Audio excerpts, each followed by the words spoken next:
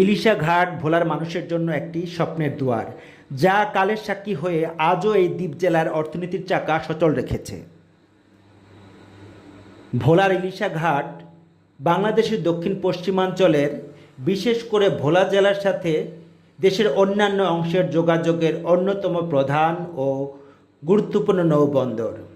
এর ইতিহাস ভোলার ভৌগোলিক পরিবর্তন ও অর্থনৈতিক গুরুত্বের সাথে নিবিড়ভাবে জড়িত। মেঘনা নদীর একটি শাখা নদী হল ইলিশা নদী, যা ভোলা জেলার উত্তর পশ্চিম দিক দিয়ে প্রবাহিত হয়ে বঙ্গোপসাগরে পড়েছে। এই নদীর পাড়েই অবস্থিত ইলিশা ঘাট। এই স্থানটি প্রাচীনকাল থেকেই একটি নদী বন্দর হিসেবে পরিচিত।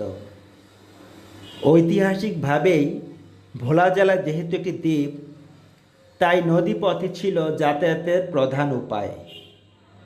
লক্ষ্মীপুরের মজু চৌধুরীর হাটের সাথে ভোলার সংযোগ রক্ষায় ইলিশা ঘাট দীর্ঘ সময় ধরে প্রধান রোড হিসেবে কাজ করে আসছে।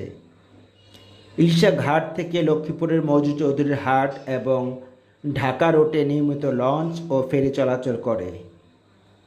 তাছাড়া আশেপাশে জেলার সাথেও ভোলার যোগাযোগের প্রধান পথ এটি। ইলিশা ঘাট শুধুমাত্র যাত্রী পারাপার নয়, বরং ভোলা জেলার ব্যবসা বাণিজ্যের অন্যতম প্রধান কেন্দ্র হিসেবে কাজ করে। ইলিশ মাছ সহ বিভিন্ন পণ্য এই ঘাট দিয়ে দেশে বিভিন্ন স্থানে পরিবহন করা হয়। মেঘনা নদীর বিশালতা এবং নদী পার ঘেঁষে গড়ে ওঠা প্রাকৃতিক সৌন্দর্যের এই ঘাটটি সময়ের সাথে সাথে একটি সাধারণ খেয়া ঘাট থেকে আধুনিক ফেরিঘাটে রূপান্তরিত হয়েছে।